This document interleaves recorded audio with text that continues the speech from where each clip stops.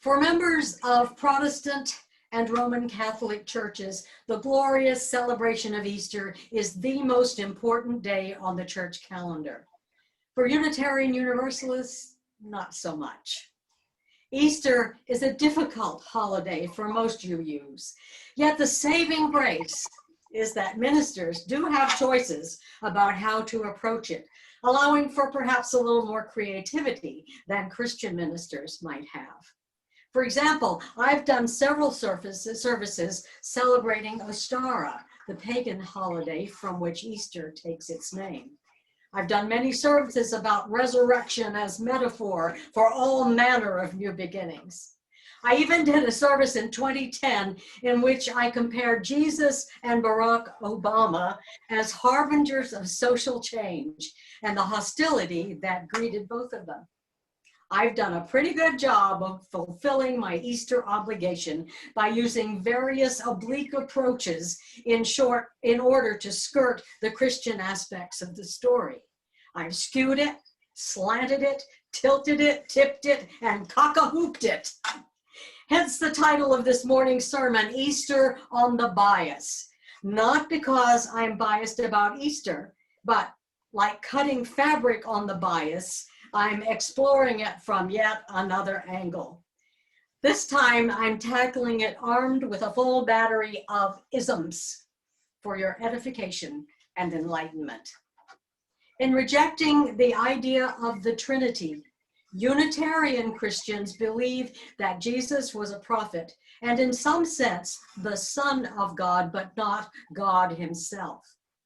Thomas Jefferson embraced the historic Jesus and his message, but deist that he was, he didn't like wading through the miracles and other extraneous parts of the Bible to get to that message. So in 1820, at the age of 67, using several copies of the Bible, a razor and glue, Jefferson carefully cut and pasted the four Gospels into one narrative that left out any references to miracles or supernatural events. He called it The Life and Morals of Jesus of Nazareth, and it presents an interesting look at the teachings of Jesus and his ministry. The 84-page book ends with these words from the Gospel of John. Now, in the place where he was crucified, there was a garden, and in the garden a new sepulchre, wherein was never man yet laid. There laid they Jesus, and rolled a great stone to the door of the sepulchre, and departed. That's it. In describing his book, Jefferson wrote, "A more beautiful or precious morsel of ethics I have never seen. It is a document in proof that I am a real Christian. That is to say, a disciple of the doctrines of Jesus." By this, we can infer that Jefferson's description of a Christian is not one who is a disciple of Jesus, but one who is a disciple of the teachings of Jesus. This parallels a Unitarian Universalist claim that ours is the religion of Jesus rather than the religion about Jesus. So Jesus dies and is buried. There is no resurrection. End of the story, according to Jefferson. Deism's enlightened emptiness ends with an occupied tomb. Someone is still unmuted. Could you please be sure you're muted? If this is the case, then what? I'm still hearing someone. If this is the case, what are we to make of Easter? And moving toward the answer, let's take a look at our third ism, universalism. For this, I turn to Hosea Ballou, renowned Universalist preacher and contemporary of Jefferson, who in 1805 wrote, "The belief that the great Jehovah was offended with his creatures to the degree that nothing but the death of Christ and the endless misery of mankind could appease his anger is an idea that has done more injury to the Christian religion than the writings of all its opposers. The error has been fatal to the life and spirit of Christ in our world." To put it in a nutshell, Universalists believed that everyone would be saved, period. They believed that a loving God would never damn people to eternal suffering, no matter how bad they were on earth. The idea that all would go to heaven without judgment was really pretty radical in its day. For years, even the various factions of Universalists had heated debates about just how God went about this. More conservative Christians argued that universalism didn't make any sense. Why on earth would people be good unless they had the threat of hell hanging over them? On one occasion, Ballou argued with a Methodist colleague over the issue of eternal damnation. The Methodist asserted, if I were a universalist and feared not the fires of hell, I could hit you over the head, steal your horse and saddle and ride away, and I'd still go to heaven. Ballou answered, if you were a universalist, the idea would never occur to you. So with this knowledge, let us return to the question, what are we to make of Easter? If Unitarian Universalists don't believe in a literal resurrection and have no need of salvation, then what meaning can Easter possibly hold for us? Can we find meaning by seeking externally, or must the answer come from within? Actually, it's both. And it's from the fourth ism, Judaism, that we learn a great deal about seeking. I was lucky to be in Boston in 2013 to visit an exhibit of the Dead Sea Scrolls at the Museum of Science. There are dozens of these Gnostic or secret gospels, which had been discovered in 1943 in the caves of Qumran in what is now known as the West Bank of Israel. They were originally thought to have been written by Essenes, a Jewish aesthetic sect of the 2nd century, but new scholarship suggests they may have been written by several different Jewish sects. On March 16th of this year, new fragments of a scroll were discovered, so the Dead Sea Scrolls are still very much alive. Probably the most important and the most complete of these scrolls is the Gospel of Thomas, which is what biblical scholars call a sayings gospel. Although Catholic.com calls this the Gospel of Thomas spurious, the textual information gleaned from it is fascinating. Being a sayings gospel, much like Jefferson's Bible, Thomas doesn't include stories, including no resurrection story. But among its 114 sayings, the Gospel of Thomas includes many in which Jesus seems to proclaim that we human beings have truth and light within us. In this gospel, the disciples asked Jesus, when will the resurrection of the dead come? And when will the new world come? Jesus replies, what you look forward to has already come, but you do not recognize it. It will not come by waiting for it. It will not be a matter of saying, here it is, or there it is. Rather, the kingdom of the Father is spread out upon the earth, and people do not see it. In this remarkable gospel, a very you kind of Jesus encourages his disciples to find the way for themselves. He says, you already have the internal resources you need to find what you are looking for. The kingdom is inside you and outside you.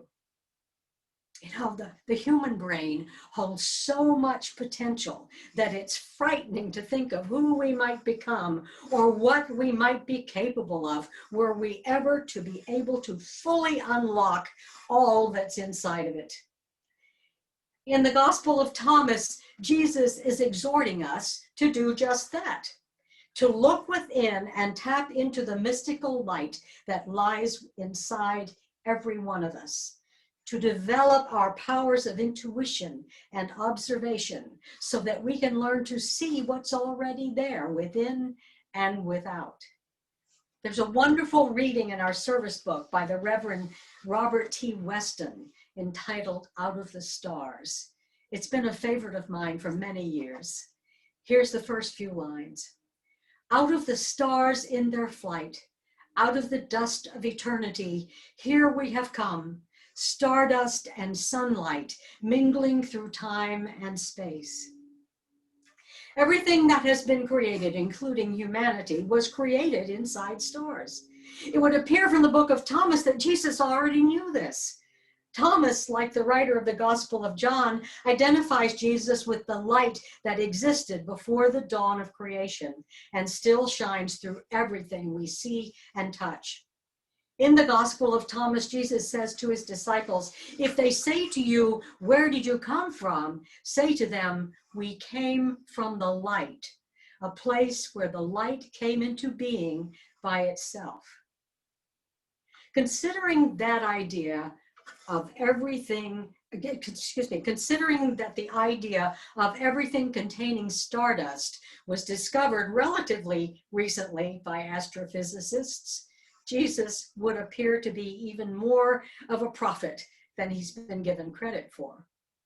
Now, whether you consider that internal light to be from God or from stardust just really doesn't matter so much as the idea that we all possess it. It's inside each of us. Transcendentalism, the fifth ism, is represented by Unitarian Ralph Waldo Emerson, who has a slightly different take on what's inside of us. In his description of what he called the oversoul, he says, "Within us is the soul of the whole, the wise silence, the universal beauty to which every part and particle is equally related, the eternal one. When it breaks through our intellect, it is genius. When it breathes through our will, it is virtue. When it flows through our affections, it is love." We are all so very alike in our makeup, our collective soul of the whole, that there should be no concept of different races. We are all of the human race, all possessing this inner light that should enable us to fully understand each other and the world around us, if only we can tap into it. We should naturally be able to look into the eyes of a stranger and see ourselves reflected back. Yet time after time, we miss that reflection. Why? Well, to put it in Easter terms, we have a great mental stone blocking our minds, a mental stone blocking our minds, a stone that can only be rolled away by the kind of deep soul searching that leads us to discover who we truly are. And when we achieve that realization, the light within us can shine out of this, illuminating a world that we've been experiencing, as Paul puts it in 1 Corinthians, through a glass darkly. Once that great stone has vanished, we can see a world filled with light and color, truth and love, which is always there, but too often lost behind greed, distrust, and the negativity that's threatening to consume us, not only as a society, but as a civilization. We used to know that light without even knowing that we knew it. When we were children, when we weren't afraid of wearing our hearts on the outside. But at some point, far too early in our development, we learned to hide and evade, keeping all too many parts of ourselves hidden within. Our final ism, Buddhism, provides a love-filled journey inward toward enlightenment. Vietnamese monk and peace activist Thich Nhat Hanh tells a story of his conversation with a Protestant minister he met at a conference. He said the minister approached him toward the end of one of their meals together and asked him if he was a grateful person. Needless to say, he was surprised by the question and answered, "Yes, I am a grateful person." The minister said, "If you are really grateful, how can you not believe in God? God has created everything we enjoy, including the food we eat. So since you do not believe in God, you are not grateful for anything." Well, the monk was surprised by this comment because his daily spiritual practice was one of mindfulness, paying attention to what lay before him, whether he was eating or breathing or engaging in conversation, living every moment with appreciation for the presence of love. And being fully alive to the presence of love does not equate with rejecting God. But the person whose spiritual focus is on a God out there, expecting that God to help them wage an internal battle against darkness, may have difficulty relating to the person whose journey toward inner peace and self-knowledge is directed inward. All of the religions and philosophies I've talked about this morning, these fascinating isms of deism, Unitarianism, Universalism, Judaism, Transcendentalism, and Buddhism, speak of self-knowledge as a path to something larger than ourselves. All of them ask us to awaken our spirits and draw upon our creative strengths. All of them ask us to put spiritual growth at the heart of our lives, not as a sideline or obligation, but to allow it to invade every aspect of our being. All of them call us to live in harmony with the universe from whence we came.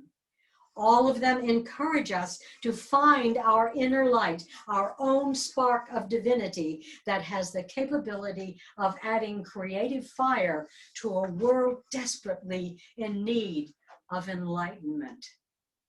Until we roll away that metaphorical stone and find that light within ourselves, we'll never fully see it in others. And until we come to see it and embrace it in others, there can be no true beloved community, and the Easter message of hope and renewal will not be fully realized, despite the fact that it is already there. It's always been there for those who seek it. May your search be fruitful. Amen.